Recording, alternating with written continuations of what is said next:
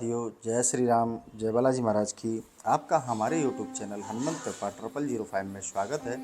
प्रतिदिन की तरह आज भी हम आपके लिए वाल्मीकि रामायण का बालकांड लेकर उपस्थित हुए हैं। आज बालकांड में हमारा त्रयोदश सर्ग यानी कि 23वां सर्ग चल रहा है।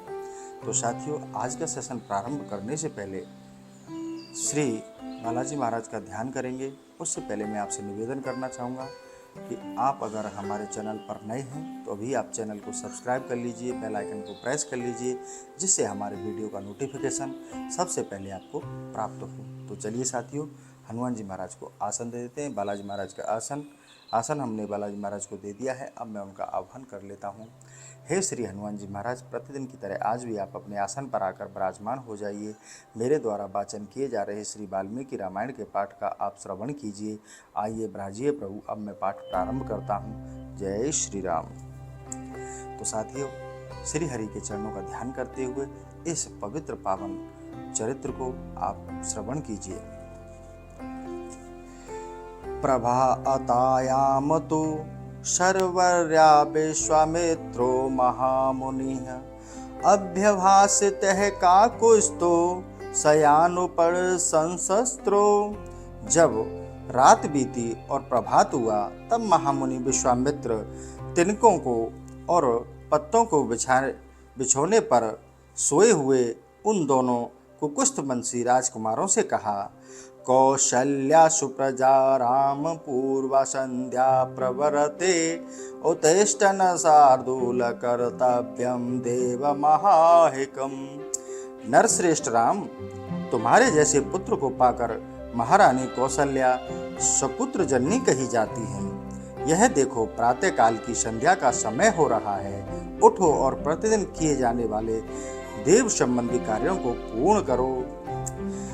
तस्य अर्षे परमोदरं वच श्रुत्वा नरोत्तमो स्नात्वा कृतोदको वीरो जेपतुः परम जपम।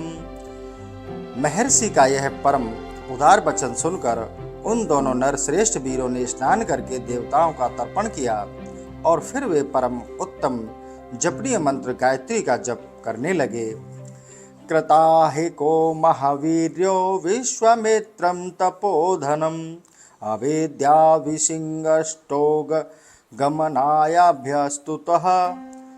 नित्य कर्म समाप्त करके महापराक्रमी श्री राम और लक्ष्मण अत्यंत प्रसन्न हो तपोधन विश्वामित्र को प्रणाम कर वहां से आगे जाने के लिए उद्यत हो गए।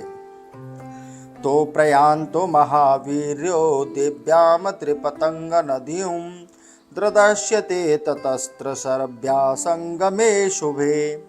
जाते जाते उन महाबली राजकुमारों ने गंगा और सरयू के शुभ संगम पर पहुंचकर वहां दिव्य त्रिपथ का नदी गंगा जी का दर्शन किया। तत्राश्रम पदम पुण्यम ऋषीणां भावित आत्मनां बहुश्रुत्या शस्त्राणि तप्यतां परम तपः। संगम के पास ही शुद्ध अनंत कर्ण वाले महर्षियों का एक पवित्र आश्रम था, जहां वे कई हजार वर्षों से तीव्र तपस्या करते थे। तम दृष्ट्वा परम प्रीतो राघवो पुण्याश्रमम् उच्चस्तुतिं महात्मनं विश्वामित्रमिदं वचः। उस पवित्र आश्रम को देखकर रघुकुल रतन श्री राम और लक्ष्मण बड़े प्रसन्न हुए। उन्होंने महात्मा विश्वामित्र से यह बात कही। कश्याम आश्रम पुण्य को नान्मति वसते पुमान भगवच्छेतुमिच्छ्वाव परम कौतूहलम हीनो। भगवन, यह किसका पवित्र आश्रम है और इसमें कौन पुरुष निवास करता है, यह हम दोनों सुनना चाहते हैं। इसके लिए हमारे मन में बड़ी उत्कंठा है। तयो स्तवचनं श्रुत्वा प्रहस्त मुनिपुंगवः अववृक्षायताम राम यश्याम पूर्व आश्रमः। उन दोनों का यह वचन सुनकर मुनि श्रेष्ठ विश्वामित्र हंसते हुए बोले, राम, यह आश्रम पहले जिसके अधिकार में रहा उसका परिचय देता हूँ, सुनो। कंदर्प मूर्तमानी शतम काम इत्वच्यते बुद्धे तपस्यन मिहि शिस्तानुनियमेन समाहितम्।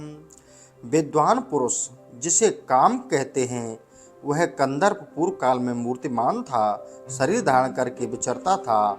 उन दिनों भगवान स्थाणु यानी कि शिव इसी आश्रम में चित्त को एकाग्र करके नियम पूर्वक तपस्या करते थे।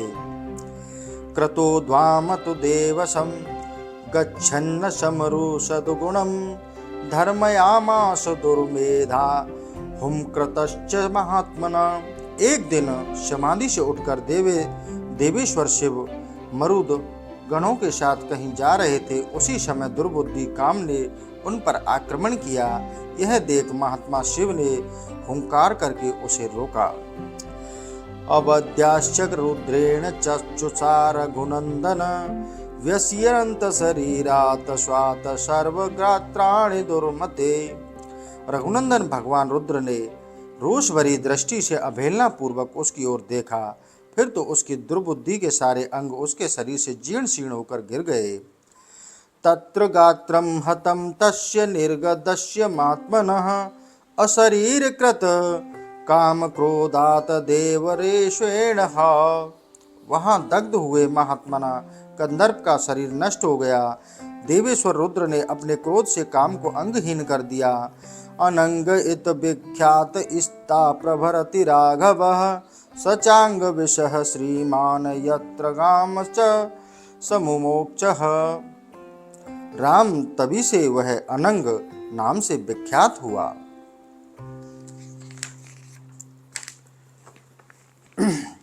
शोभाशाली कंदर्प ने जहाँ अपना अंग छोड़ा था वह प्रदेश अंग देश के नाम से विख्यात हुआ। तस्याम आश्रम पुण्य स्थिते मुनेः पुरा शेष्या धर्म परा वीरते शाम पापम न वेद्यते। यह उन्हीं महादेव जी का पुण्य आश्रम है। वीर ये मुनि लोग पूर्व काल में उन्हीं स्थानों के धर्मपरायण शिष्य थे। उनका सारा पाप नष्ट हो गया। यहाद रजनीम रामं वसेम शुभ दर्शन पुण्य हो शरितो मेदते स्वत्य श्यामहे वयम्। शुभ दर्शन आज भी रात को हम लोग यहीं इन पुण्य सलिला सरिता के बीच में निवास करके कल सवेरे इन्हें पार करेंगे। अभिगच्छामहे सर्वेषु च पुण्य आश्रमः यः वास परो अस्माकं दुःखं वत्स्यानिशम् स्नानतस्य कृतजपस्य हुत्वा नरोत्तमम्। हम सब लोग पवित्र होकर इस पुण्य आश्रम में चले। यहाँ रहना हमारे लिए बहुत ही उत्तम होगा। नरश्रेष्ठ यहाँ स्नान करके जप और हवन करने के बाद हम रात में बड़े सुख से रहेंगे। तेषां शब्दन्ता तत्र ततो घृणेन चक्षुषा व्यगाये प्रम्प्रीता मुने हर्षमग्नम्। वे लोग वहाँ इस प्रकार आपस में बातचीत कर ही रहे थे कि उस आश्रम में निवास करने वाले मुनि तपस्या द्वारा प्राप्त हुई दूरदृष्टि से उनका आगमन जानकर मन ही मन बड़े प्रसन्न हुए। उनके हृदय में हर्ष जनित उल्लास छा गया। अर्घपादस्य तथा अस्थितं निवेदं कुशिकात्मजे राम लक्ष्मणेयो पश्चादु कुर्वन् अतिथि क्रियाम्। उन्होंने विश्वामित्र जी को अर्घ पाद और अतिथि सत्कार की सामग्री अर्पित करने के बाद श्री राम और लक्ष्मण जी का आतिथ्य किया। सत्कारं समन्य प्रमाम कथाभिरञ्जयन् यथा हर्म जपन संध्यां दृश्यते समाहितः। यथोचित सत्कार करने पर उन मुनियों ने अतिथियों की भांति भांति का कथा वार्ता द्वारा मनोरंजन किया। फिर उन महर्षियों को एकाग्रचित होकर यथावत संध्या वंदन एवं जप किया। तत्र वाशिविरणानिता मुनिव शुभ्रतेशः नववसनं सुखं तत्र कामश्रम पदे तथा। तदंतर वहाँ रहने वाले मुनियों ने अन्य उत्तम व्रतधारी मुनियों के साथ विश्वामित्र आदि को शयन के लिए उपयुक्त स्थान में पहुंचा दिया। संपूर्ण कामनाओं की पूर्ति करने वाले उस पुण्य आश्रम में उन विश्वामित्र आदि ने बड़े सुख से निवास किया। कथाभिरामं विवारयो रामो नृप आत्मजोरम आमास धर्मात्म कौशिको मुनि पुंगवः। धर्मात्मा मुनि श्रेष्ठ विश्वामित्र ने उन मनोहर राजकुमारों को सुंदर कथाओं द्वारा मनोरंजन किया। इत्यार्षे श्री रामायणे वाल्मीकि आदि काव्ये बालकांडे त्रयोविंश सर्गः। इस प्रकार वाल्मीकि निर्मित आस रामायण आदि काव्य के बालकांड का 23वां सर्ग पूरा हुआ। तो साथियों, आज हमारा 23वां सर्ग यहाँ समाप्त हुआ है। कल 24वें सर्ग के साथ उपस्थित होंगे। इसी के साथ आज का सेशन यही समाप्त करते हैं। कल फिर नए सेशन के साथ उपस्थित होंगे। इसी के साथ साथियों, जय श्री राम, जय बालाजी महाराज की।